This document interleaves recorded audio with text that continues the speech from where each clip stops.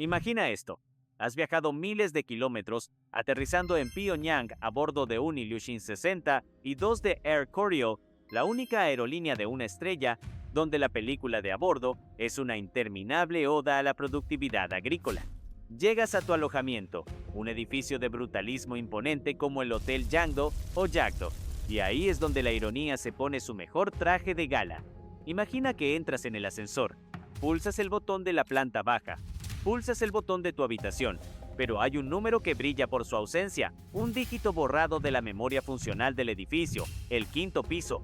No es un error de diseño, no es un capricho arquitectónico. Suena a sátira distópica, a un chiste de mal gusto sobre la arquitectura vertical, pero es real. El quinto piso no existe para el ascensor.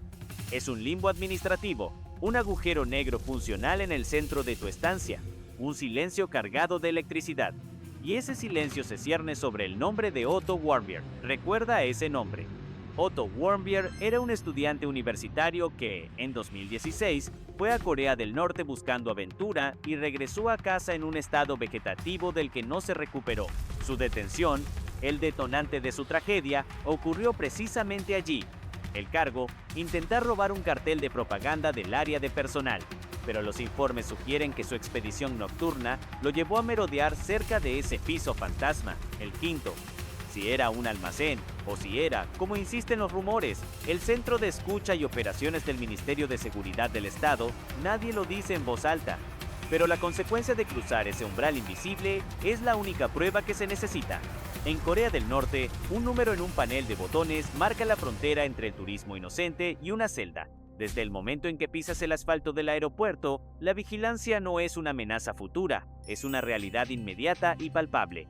Olvídate de tu pasaporte, es confiscado por tus nuevos anfitriones, los guías, que se convierten instantáneamente en tus sombras asignadas. Sonríen, son educados, pero su función primordial no es la hospitalidad, es la contención. El guía es el primer eslabón de la cadena de vigilancia total, la herramienta humana que asegura que no te desvíes ni medio metro del camino escénico prescrito por el régimen. Y si el guía es el ancla, los vigilantes no uniformados son las corrientes, decenas de ojos, gente que parece pasear pero que nunca, jamás te dejará interactuar sin interrupción con un ciudadano local.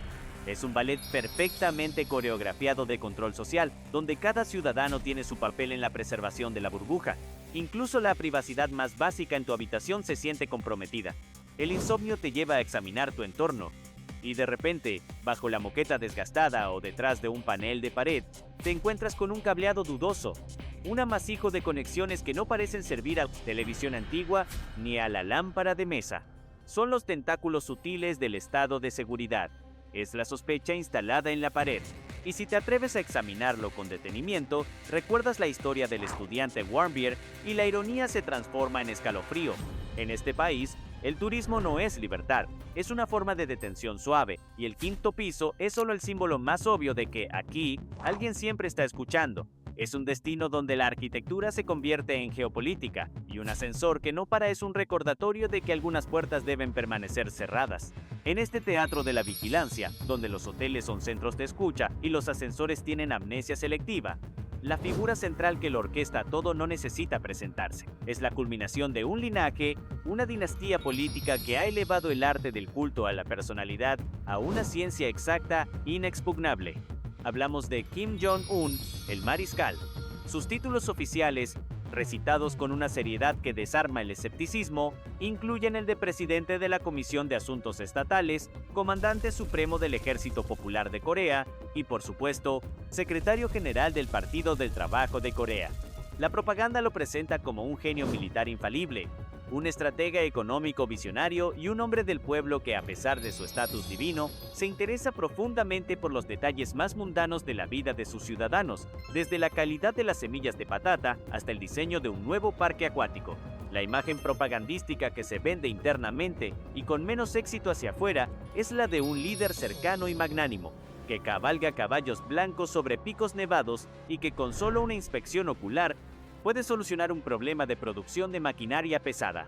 Se le atribuye la creación de la economía por el bien del pueblo, donde supuestamente todo progreso se destina a mejorar la vida de los norcoreanos. Se insiste en la construcción de Ryomyeon Street en Pyongyang, un barrio de rascacielos lujosos y modernos que se presenta como la prueba irrefutable de un país en auge, con apartamentos espaciosos y comodidades de primer mundo. Esta es la vitrina, el mito palpable de una nación próspera y autosuficiente. Sin embargo, detrás de esa fachada de modernidad y liderazgo paternal, la realidad opera con otra lógica, una lógica que se refleja precisamente en el misterio del quinto piso y el cableado sospechoso de los hoteles turísticos. La realidad oculta es la de un sistema de vigilancia y control total que consume una parte desproporcionada de los recursos del Estado, drenando la economía que el mariscal jura proteger. Contrariamente a la imagen de un líder dedicado a la economía popular, Kim Jong-un preside la nación con el mayor gasto militar per cápita del mundo, o al menos el más opaco, el gasto en su programa nuclear y de misiles balísticos, que se mide en miles de millones de dólares estadounidenses, desmantela la narrativa de la economía del pueblo. Mientras la propaganda enfatiza la construcción de apartamentos de lujo en Ryomyeong Street, la mayoría de la población, especialmente fuera de Pyongyang, sobrevive con salarios oficiales minúsculos, pagados a menudo en raciones o bienes, haciendo que el mercado negro o hangmadang sea el verdadero motor de la supervivencia. Los salarios estatales, cuando se pagan en moneda, son tan bajos que se estima que el ingreso promedio anual de un norcoreano es una fracción minúscula, en muchos casos por debajo de los $1,000 al año. Esta cifra contrasta violentamente con las sumas invertidas en el programa de armas. Además, el mariscal supervisa un sistema de élites, los llamados Dongju, maestros del dinero, que se benefician directamente de la opacidad del sistema. Estos Dongju son los que realmente disfrutan de los rascacielos de Pyongyang, los que circulan en coches de alta gama, como Mercedes-Benz y Lexus, que entran en el país a través de intrincadas redes de ilusión de sanciones, y los que frecuentan los restaurantes caros de la capital. Mientras el ciudadano de a pie vive al borde de la subsistencia y con una escasez crónica de electricidad y acceso a Internet, esta élite ostenta artículos de lujo y disfruta de una vida que se podría equiparar a la de cualquier oligarca internacional. Y lo más irónico de todo es que este sistema de vigilancia que mantiene el mito del líder se alimenta en parte de las divisas que entran al país a través de los pocos turistas que, alojados en hoteles con pisos secretos y habitaciones con micrófonos, pagan para ver la fachada de un país que se desmorona por dentro. El mito del líder protector se sostiene sobre el pilar de un estado de seguridad que espía tanto a sus ciudadanos como a los extranjeros, asegurando que nadie vea la grieta en el pedestal. El origen de esta obsesión por el control y la arquitectura del miedo, simbolizada por el agujero negro del quinto piso en los hoteles, no es una invención moderna de Kim Jong-un, sino la culminación de una ideología que se ha cimentado durante más de 7 décadas. Para entender el quinto piso, hay que retroceder a la doctrina fundacional de Corea del Norte, el Juche. Este concepto, a menudo traducido como autosuficiencia, fue elevado a dogma central por el fundador del Estado, Kim Il-sung, tras la Guerra de Corea y su posterior consolidación en el poder.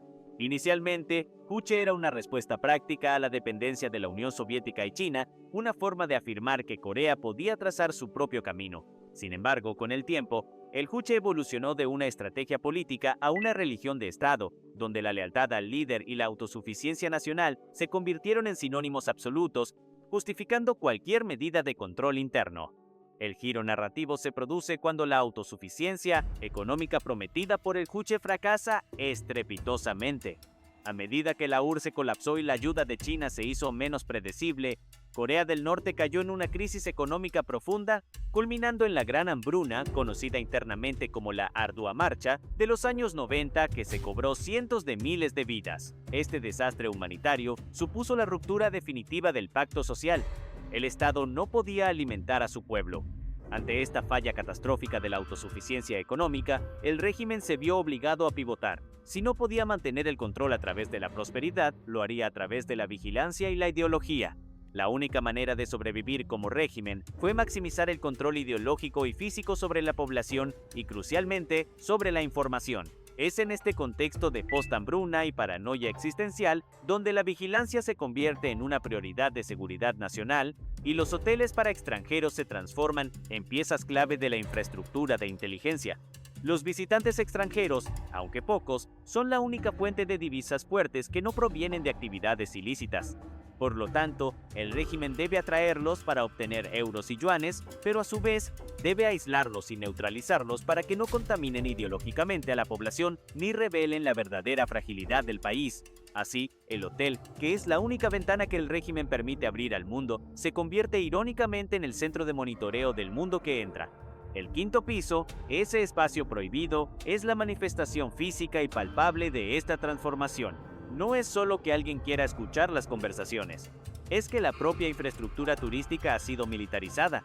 Este piso es un símbolo de que el estado de seguridad, representado por el Ministerio de Seguridad del Estado, MSS o Bowibu, tiene jurisdicción absoluta sobre cualquier interacción entre un extranjero y la tierra norcoreana.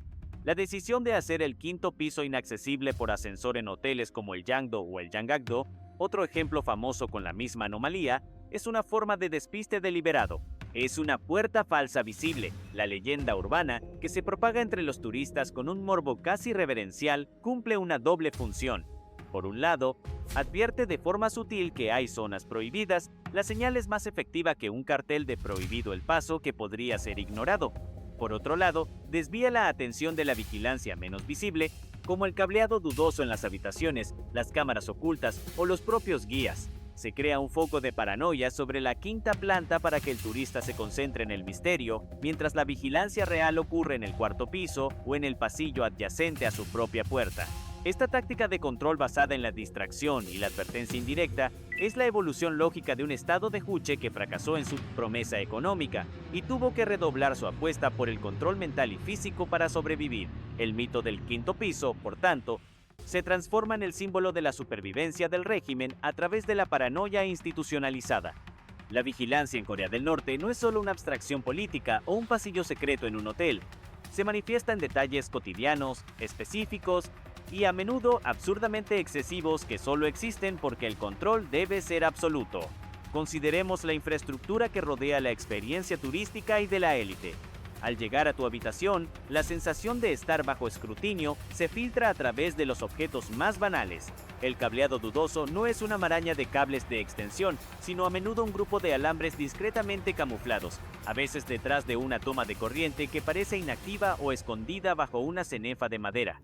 Se han reportado casos, especialmente en el Hotel Yanggakdo, donde inspectores externos han identificado sofisticados sistemas de escucha que canalizan la información a un punto central, precisamente la ubicación rumoreada del quinto piso, confirmando que la infraestructura del hotel está diseñada para la intercepción. Luego está el contraste sensorial. Mientras que la mayoría del país experimenta una escasez de alimentos que obliga a la población a depender de la magra distribución estatal o del Yangmadang, mercado negro, la élite de Pyongyang se deleita con banquetes y productos importados de una opulencia casi obscena. Pensemos en los restaurantes de lujo en el distrito de Ryomyeong Street. Allí, los donju no solo comen, sino que ostentan. Las marcas de coches que se ven estacionadas son sorprendentemente lujosas. Modelos de Mercedes-Benz S-Class o incluso SUVs de Lexus que entran al país mediante complejas redes de tráfico que eluden las sanciones internacionales impuestas por la ONU. Estos vehículos, con precios que superan los $100,000, contrastan con los modestos vehículos de producción local o los vetustos camiones de carga que se encuentran fuera de la capital. Los artículos de lujo son otro detalle concreto y excesivo. Aunque la importación de bienes de lujo está prohibida por las resoluciones del Consejo de Seguridad de la ONU, el régimen y su élite tienen acceso a productos de marcas como Rolex, Hennessy y Chanel. Esta importación se realiza a través de terceros países y puertos que no aplican rigurosamente las sanciones. El olor de los restaurantes de élite no es el de la carne de perro o las raciones de maíz duro que consume el ciudadano común, sino el aroma de la carne de res de primera calidad, el marisco fresco importado de China y el coñac francés de alto valor. Incluso los lugares de ocio son un ejercicio de exceso. El parque acuático Munsu, por ejemplo, o el complejo de esquí de Masikryong son monumentos de hormigón erigidos a una velocidad vertiginosa. El primero cuenta con piscinas climatizadas y toboganes gigantes diseñados para proyectar una imagen de prosperidad y ocio moderno, aunque la mayoría de los ciudadanos no pueden permitirse la entrada ni tienen acceso a la electricidad constante para calentar el agua en sus propios hogares. El caso de Otto Warmbier, la víctima más famosa del quinto piso, se basa en un detalle físico y simbólico, un cartel de propaganda. Específicamente, se ha reportado que buscaba un cartel con un lema político o de alabanza al régimen. El valor del cartel en el mercado negro, o como recuerdo irónico, era nulo, pero su valor simbólico para el régimen era total. Ese pedazo de papel con tinta y letras era considerado propiedad ideológica del Estado y el intento de llevárselo fuera del país fue interpretado como un acto de subversión contra el sistema que el quinto piso está diseñado para proteger. La magnitud de la pena impuesta a Warmbier, 15 años de trabajos forzados, por un acto tan nimio, subraya el carácter excesivo e hiperbólico del castigo en un estado donde hasta el papel pintado tiene un valor de seguridad nacional. Los detalles, en Corea del Norte, no solo cuentan una historia, sino que te cuentan exactamente dónde se encuentra la línea roja. La ironía moral en Corea del Norte es tan aguda y omnipresente como la propaganda en las calles. La contradicción entre la imagen que el régimen vende de sí mismo y la realidad verificable es el núcleo de este sistema. El misterio del quinto piso del Hotel Yangdo es en sí mismo una poderosa metáfora de este contraste, un lugar de servicio turístico internacional que simultáneamente alberga una estación de espionaje del Estado de Seguridad. Intercala esta realidad con comparaciones que evidencian la brecha. El Estado promueve la doctrina del juche, autosuficiencia, como la clave de la dignidad nacional. Sin embargo, esta dignidad se mantiene con el dinero de los extranjeros, que pagan cientos de dólares por día para ser alojados en habitaciones con micrófonos ocultos. La supuesta autosuficiencia ideológica se financia con la divisa fuerte de aquellos a quienes se debe espiar con la máxima intensidad. La contradicción más flagrante se centra en el bienestar social. La propaganda insiste en que el país es un paraíso socialista, donde todos los ciudadanos son iguales y cuidados por el líder. La realidad, verificable a través de informes de Naciones Unidas y testimonios de desertores, es que la vasta mayoría de la población sufre de inseguridad alimentaria y acceso limitado a la electricidad, especialmente fuera de Pyongyang. La capital, por el contrario, resplandece por la noche, un oasis de energía y ostentación. Esta disparidad es tan dramática que vista desde el espacio, la península coreana es una imagen dividida. El sur es una explosión de luz eléctrica, mientras que el norte es una mancha de oscuridad casi total, con solo Pyongyang emitiendo un tenue resplandor. Esta imagen, nocturna, es el contraste más brutal y honesto que existe. Consideremos la educación y la tecnología. El régimen alardea de una educación universal y de la independencia tecnológica, pero mientras los hijos de la élite de los Donju reciben formación en las mejores universidades y tienen acceso a Internet de banda ancha estrictamente controlada, el norcoreano promedio tiene acceso únicamente a una intranet nacional censurada, conocida como Kwangmyong, red de luz. Es un Internet sin el resto del mundo. Es como tener una biblioteca con un solo libro aprobado por el Estado. La ironía aquí es que el Estado invierte miles de millones en desarrollar misiles balísticos intercontinentales y tecnología nuclear, una cumbre de la ciencia moderna, pero le niega a su población la herramienta más básica de la modernidad, el libre acceso al conocimiento global. El caso de la vida cotidiana es aún más llamativo. Los norcoreanos son obligados a participar en sesiones de estudio ideológicos regulares y a asistir a desfiles y mítines para mostrar lealtad al líder. Mientras se les exige esta devoción absoluta y se les paga con salarios que solo alcanzan para sobrevivir, la élite del partido y el estamento militar se dan el lujo de disfrutar de automóviles de marcas extranjeras prohibidas y de productos de lujo importados de contrabando. Un ciudadano común puede ser sentenciado a campos de trabajo por poseer una película surcoreana o una Biblia, pero los altos cargos del partido circulan en un Mercedes-Benz S-Class, violando las sanciones del Consejo de Seguridad de la ONU que ellos mismos afirman respetar. El caso Warmbier, el nexo entre el turismo y el terror, es el epítome de esta ironía moral.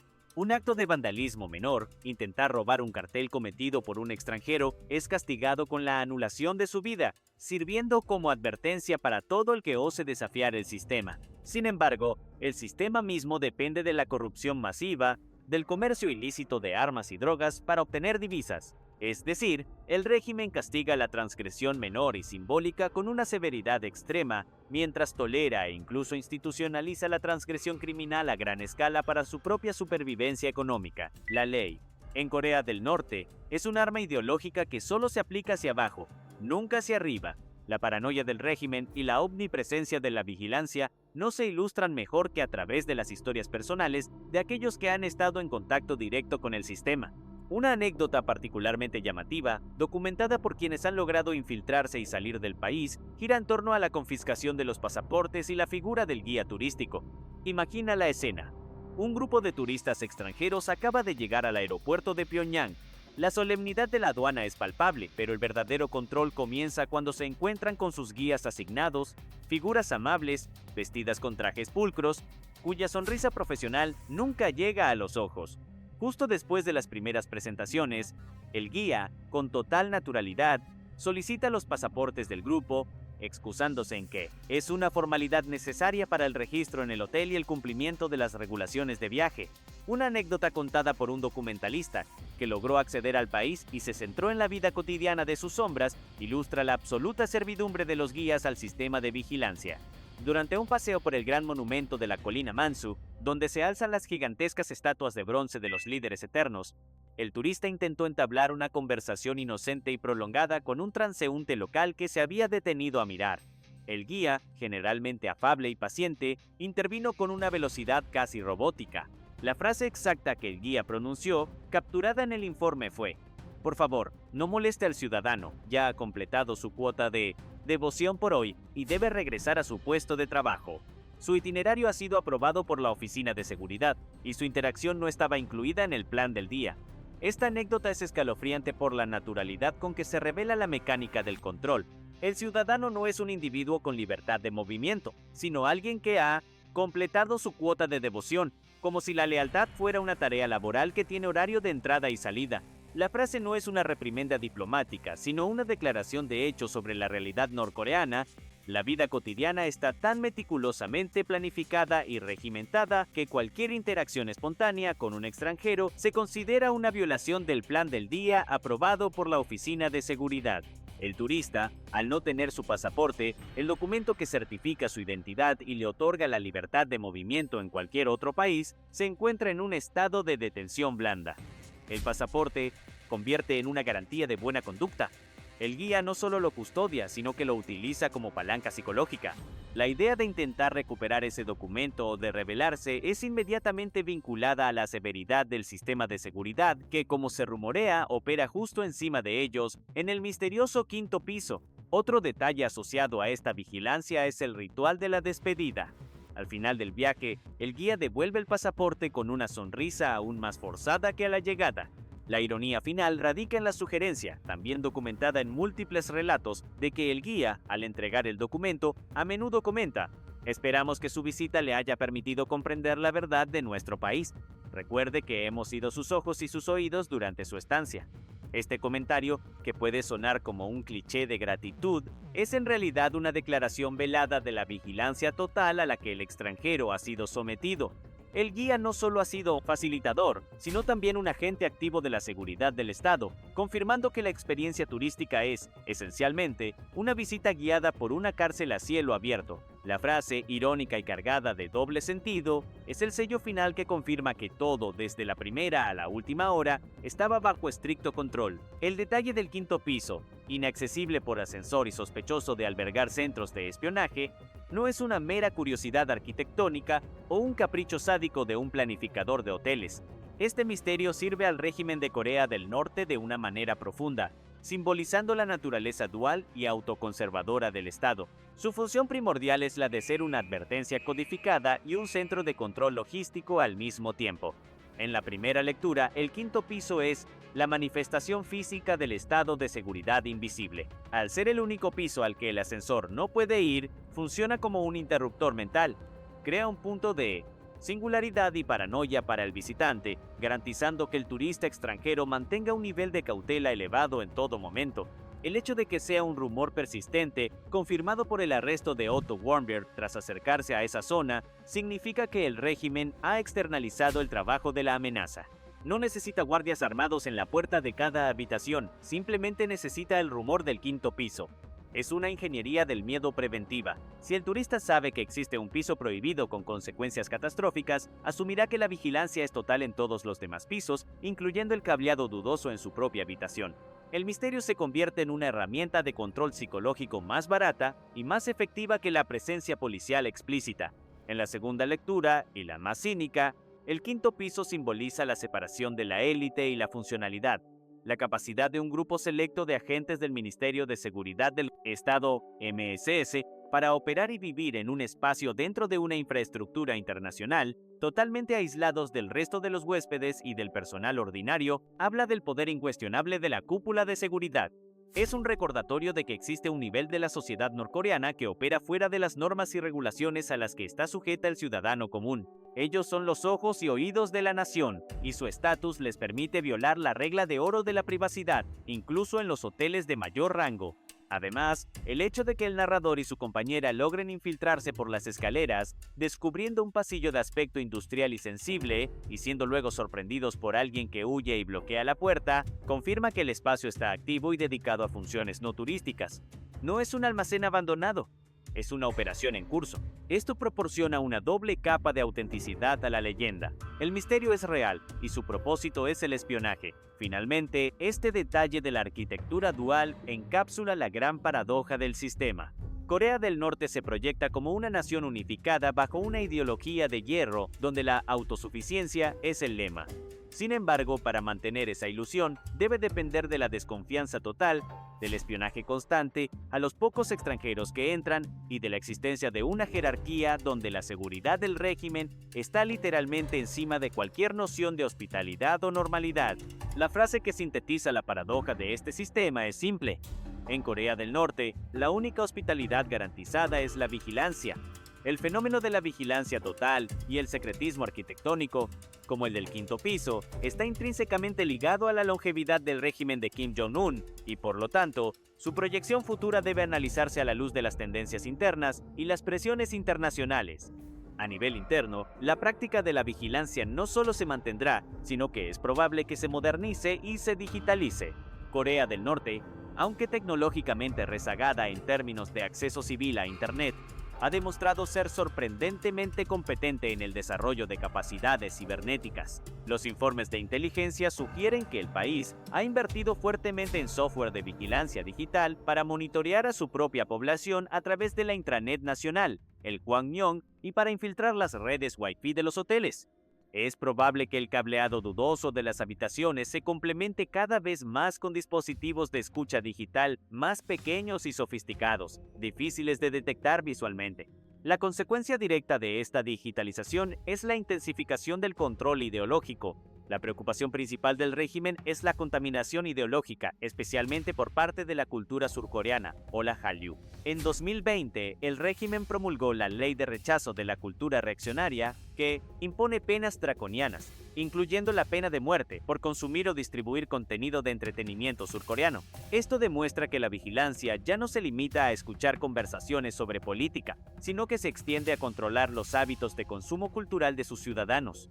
En el futuro, los agentes del MSS, los ocupantes simbólicos del quinto piso, centrarán sus esfuerzos no solo en los extranjeros, sino en rastrear el uso de teléfonos móviles contrabandeados o las USBs que ingresan al país con medios audiovisuales. A nivel internacional, esta vigilancia exacerbada tiene dos consecuencias principales. Primero, la paranoia y el control estricto aseguran que el turismo, que es una fuente vital de divisas, siga siendo un sector muy limitado. El régimen no tiene planes de abrir sus fronteras de manera significativa, ya que la necesidad de control siempre superará la necesidad de ingresos. El turismo de vigilancia seguirá siendo una industria de nicho, donde los operadores de viajes deben trabajar en estrecha colaboración con las agencias de seguridad norcoreanas. Segundo, y más peligroso, la proyección futura del fenómeno está ligada a la venta de tecnología de vigilancia y know-how a otros regímenes autoritarios. Corea del Norte tiene un largo historial de exportación de sistemas de armas y tecnología de seguridad a estados afines. Es plausible que el sofisticado aparato de espionaje desarrollado para su propia supervivencia y para neutralizar a los visitantes se convierta en un producto de exportación. Los sistemas de cableado, las tecnologías de interceptación y las estrategias de control de la información que permiten que un piso fantasma funcione como un centro de inteligencia podrían ser emulados o directamente vendidos. En resumen, la ironía es que el régimen, para proyectar una imagen de estabilidad y autosuficiencia, se ve obligado a invertir cada vez más en paranoia y represión. El quinto piso desaparecerá. Simplemente se volverá invisible gracias a la tecnología, perpetuando un ciclo donde el control total es la única garantía que el régimen tiene de su propia supervivencia. La sombra del quinto piso, es decir, el aparato de vigilancia absoluta que simboliza, impregna todos los aspectos de la vida cotidiana tanto para el norcoreano promedio como para el observador extranjero. El impacto es una mezcla de miedo internalizado y una adaptación cínica a la falta de libertad. Para el ciudadano norcoreano, el impacto de esta vigilancia total se refleja en la autocensura y la división entre la vida pública y privada. La gente sabe que está siendo observada y escuchada. Los informantes, o inminban comités de vigilancia vecinal, son una realidad palpable. Por ley, cada grupo de 20 a 40 hogares tiene un representante cuya función incluye reportar cualquier comportamiento o comentario sospechoso a las autoridades.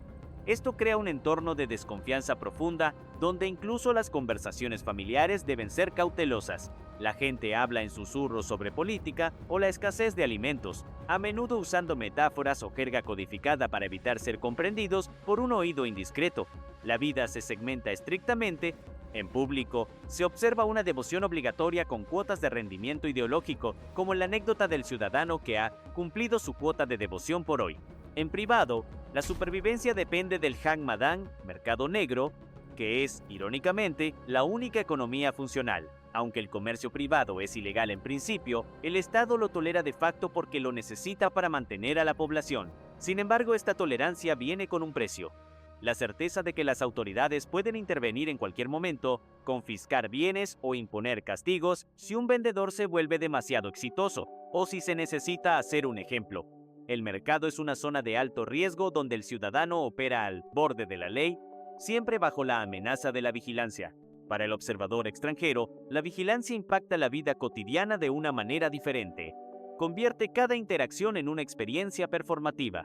Desde el momento en que se les confisca el pasaporte, se les asignan guías permanentes y se les prohíbe el contacto espontáneo con los locales, el turista es consciente de que está participando en un tour que es una elaborada farsa.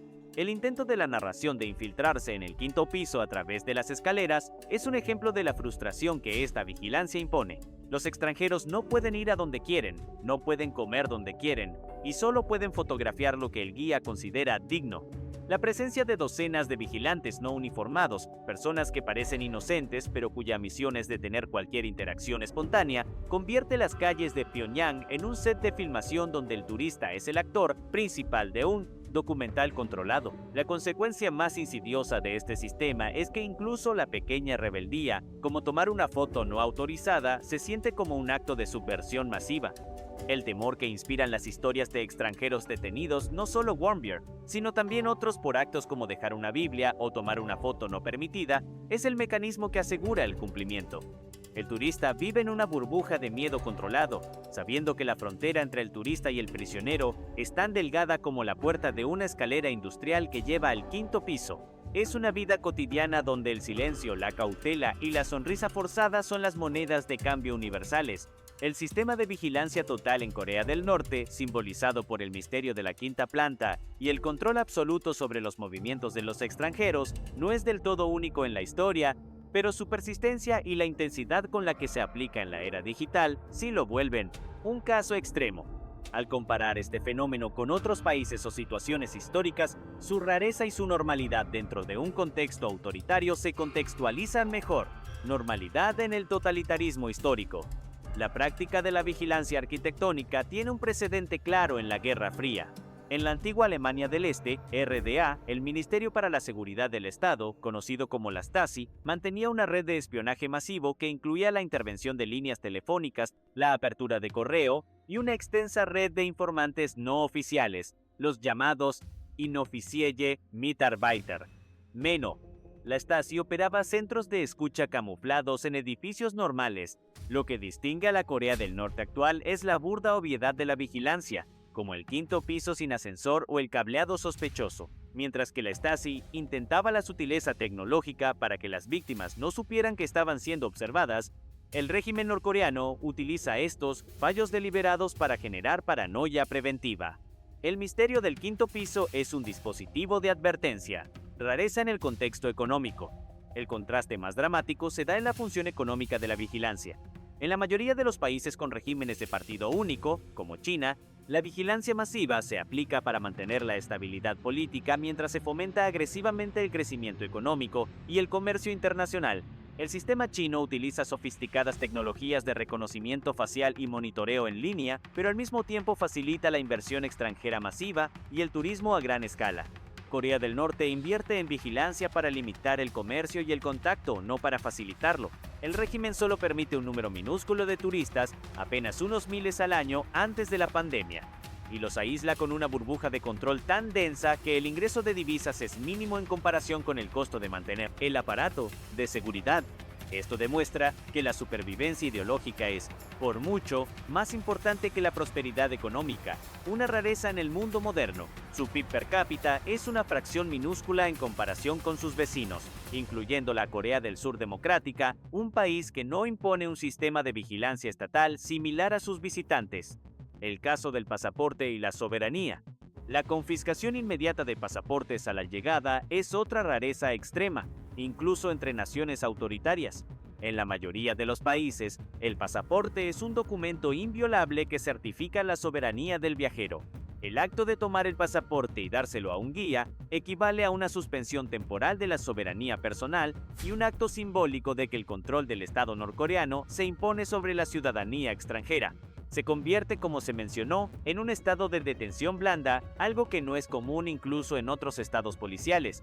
En resumen, Corea del Norte aplica un modelo de vigilancia propio de la Guerra Fría, pero con una finalidad autárquica y paralizante. A diferencia de otros regímenes que usan el control para promover un crecimiento económico controlado, Corea del Norte usa el control para impedir la contaminación, aceptando el costo de ser una anomalía económica y un estado fallido en términos de bienestar social, simplemente para mantener en pie el culto a la personalidad y la dinastía Kim. El reportaje sobre la vigilancia total en Corea del Norte y la metáfora central del quinto piso en el Hotel Jangdo dividido por Jagdo componen un cierre narrativo que no solo documenta el control, sino que lo disecciona como una obra maestra distópica. La conclusión es que Corea del Norte no es solo un país que practica la vigilancia, es un país donde la vigilancia es el producto principal. Imagina un organismo biológico que dedica la mayor parte de su energía metabólica no a la reproducción ni a la alimentación, sino a la construcción de una membrana impenetrable para evitar el contacto con el mundo exterior. Esa membrana es el sistema norcoreano. Desde la llegada en el viejo Yushin 62 lleno de propaganda, hasta la noche de insomnio con el cableado dudoso en la pared, el turista no es un huésped, sino una muestra controlada introducida en un laboratorio de seguridad nacional. El objetivo nunca fue la comodidad del visitante, sino la intercepción de sus palabras y la limitación de su visión. La ironía final es que el Estado, al intentar desesperadamente proyectar una imagen de normalidad y prosperidad a través de los pocos turistas que atrae, desvela involuntariamente su profunda paranoia a través de los mismos mecanismos que usa para ocultarla. El quinto piso es la columna vertebral oculta de esta operación. Es el punto donde convergen el terror simbólico, el destino de Otto Warmbier y la realidad logística, la sala de escuchas del servicio secreto. Es un recordatorio físico de que en este país, la arquitectura está al servicio del aparato de seguridad. Los muros tienen oídos porque los muros son, en realidad, los agentes del MSS. La paradoja de la élite es el contrapunto económico a la vigilancia.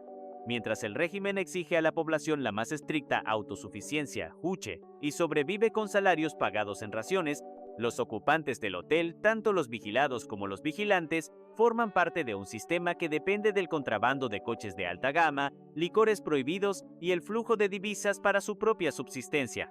La vigilancia total no está diseñada para crear una sociedad socialista igualitaria. Está diseñada para proteger la desigualdad radical y la absoluta autoridad de la dinastía Kim. El control es tan exhaustivo que, como reveló la anécdota, la lealtad se convierte en una cuota de devoción a cumplir diariamente. La libertad, ya sea para el norcoreano que no puede hablar o para el turista que no puede explorar, se mide en milímetros. Para cerrar esta mini docuserie, visualiza de nuevo el hotel por la noche. Una estructura de hormigón imponente bajo la oscuridad general de la capital. La luz se enciende en las ventanas de tu habitación. La luz se enciende en los lujosos apartamentos de los Donggu. pero la luz nunca se enciende en el quinto piso. Este piso, este agujero negro funcional en la verticalidad del edificio, es la síntesis creativa de la nación. Corea del Norte es una obra de arte totalitaria donde la única habitación garantizada es la de al lado, y está ocupada por la persona que te está escuchando.